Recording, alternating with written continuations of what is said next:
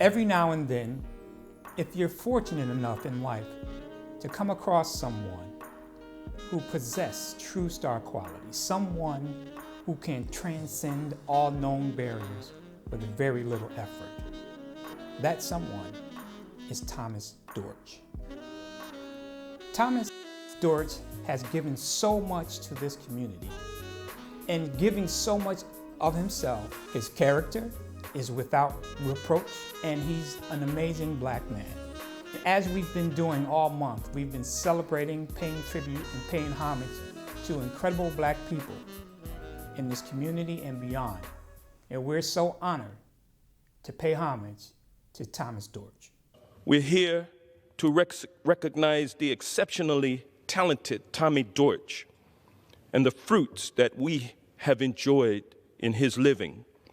My colleagues have told you of many of Tommy's many accomplishments, and there is so much more that can be said about him. But I did want to start by talking a little bit about mentorship. And as it turns out, as Tommy and I were walking up the stairs, we ran into Pedro Cherry. And of course, all of us at Southern Company Gas know Pedro, our CEO of AGL. And as it turns out, Pedro has benefited over the years from being mentored by Tommy. So I just grabbed Pedro and said, hey, why don't you tell us just a little bit about your relationship with Tommy and how his mentorship has helped you? Okay. First of all, what a surprise to see Tommy. And Kim, you've done some great interviews. I'm biased. This will be your best. Yeah, it will be. Yeah, so Tommy's a great man. First of all, I mean, you mentioned all the things he's done. He's really a Renaissance man. I mean, Tommy's involved in everything. But above that, he's a businessman. He does everything, but probably what stands out is his character. Tommy cares for everybody, wants everybody to be successful. And he gives all his resources, his time, money, whatever it is, he's going to reach out to help somebody. So he's somebody I've always tried to emulate. And as I've gotten to know Tommy better over the years, I said, I need you as a mentor. I got elected in 1994 as a national chair. So when I came in, the challenge we had is that you can imagine in this country when you got positive, successful black men, everybody was pulling on the organization, pulling on people. And I thought it was important for us to have a solid foundation. I did my undergrad at Fort Valley and then at Georgia State, and a lot of that I had to look at this whole issue about planning and things of that nature. So I took to the board my first meeting as the chair of the board and chair of the national organization, a program called Four for the Future.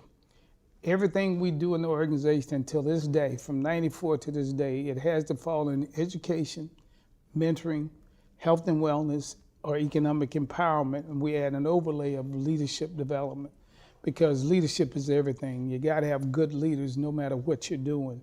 Tommy Dortch is a man whose cup runneth over. And at the end of each day, Tommy made sure that that cup was empty, not consuming its contents for himself, but in service to others. His example and legacy have and will continue to resonate profoundly, which is why he is so deserving of receiving the Congressional Gold Medal. Yeah, we stood tall as black men and said, we're here for our families, we're here for our communities. And people, again, rallied behind us because they saw black men rising up and standing up and supporting their community and being positive images for the young men and young women in their school systems and in their communities. To see positive black men who cared and didn't separate themselves because of their economic status or their educational attainment.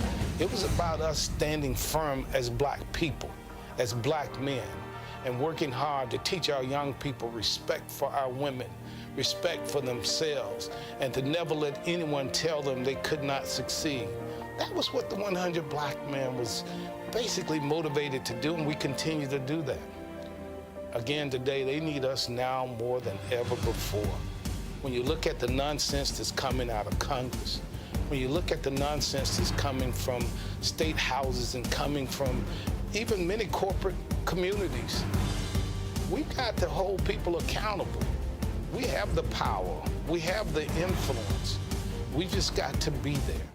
I thank you for joining us, And please continue to join us on our journey to celebrate Black excellence.